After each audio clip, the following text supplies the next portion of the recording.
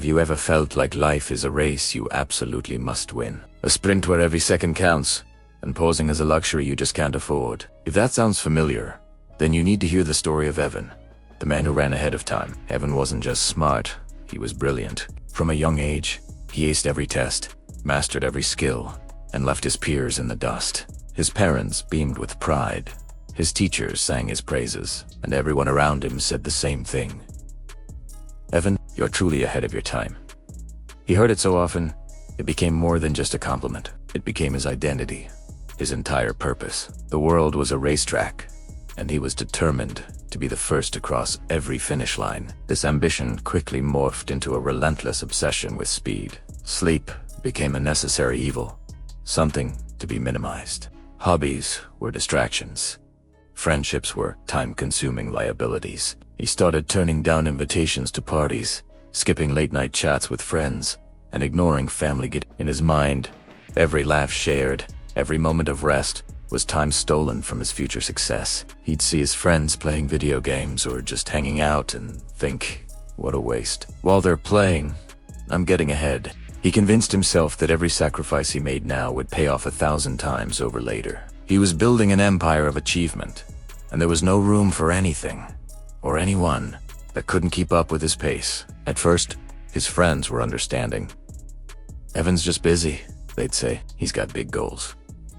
But eventually, the calls stopped coming. The invitations dwindled and then disappeared altogether. He'd walk past groups of his former friends, hearing their laughter, seeing their easy camaraderie, and a strange pang would hit him. But he'd quickly dismiss it. They don't understand, he'd tell himself. Success requires sacrifice. When I'm on top, I'll have all the friends I want.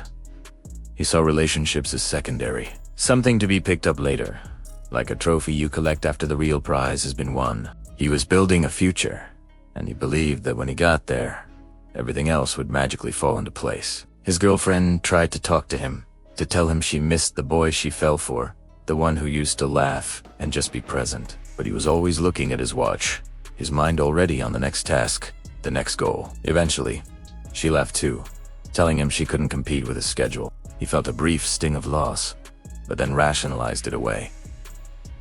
It was for the best.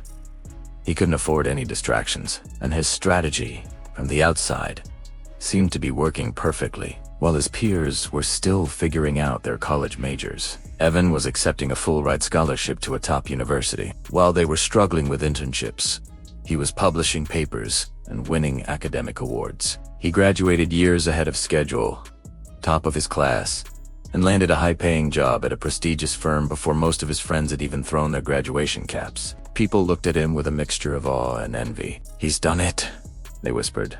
"He's made it." He had the corner office, the fancy car, the impressive title.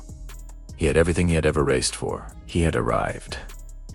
But as he stood in his sleek, minimalist apartment, looking out over the city lights, a profound and unsettling silence echoed around him. He had crossed the finish line, but there was no one there to cheer for him. The thrill of victory was hollow, fleeting. It was just empty. The turning point came on a simple, sunny afternoon. He was walking through a park, a rare break he'd forced himself to take. He saw a group of old friends, the same ones he'd left behind years ago. They were having a picnic. There was no grand achievement happening, no milestone being reached. They were just living. They were laughing, sharing stories, teasing each other.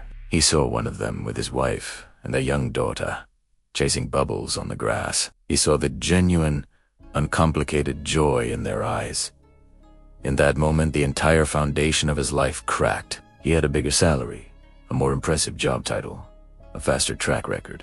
But did he have that? Did he have that pure, unadulterated happiness? He looked at all his awards, all his accolades, all the things he had sacrificed so much for, and he asked himself a terrifying question.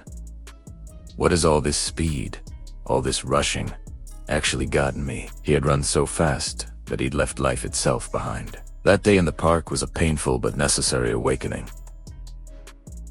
Evan knew he had to change. It was awkward at first. He started by calling his parents, not to report a new achievement, but just to ask how they were doing. He reached out to an old friend, his hands trembling as he typed the message, simply asking to grab a coffee with no agenda. He braced himself for rejection, for resentment, but to his surprise, the door wasn't completely closed. Some connections were strained, others were lost for good, but some were still there, waiting. He learned to put his phone away during dinner. He started taking weekends off, not to work, but to simply be.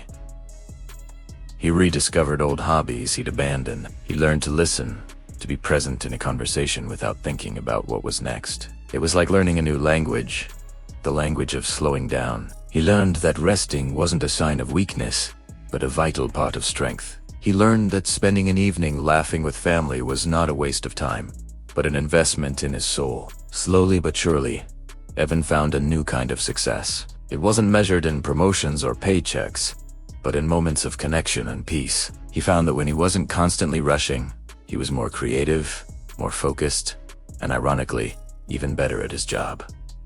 But more importantly, he found fulfillment. He repaired his relationship with his family. He built new, genuine friendships.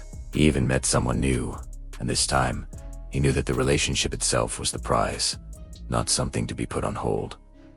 He finally understood what true success felt like. It wasn't the frantic, breathless sprint to an imaginary finish line. It was a long, beautiful walk, filled with interesting side paths, moments of rest, and wonderful company along the way. He realized peace wasn't a destination you race to. It was the way you travel. Evan's story teaches us a powerful lesson. We live in a world that glorifies speed, that tells us to hustle harder, climb faster, and never stop.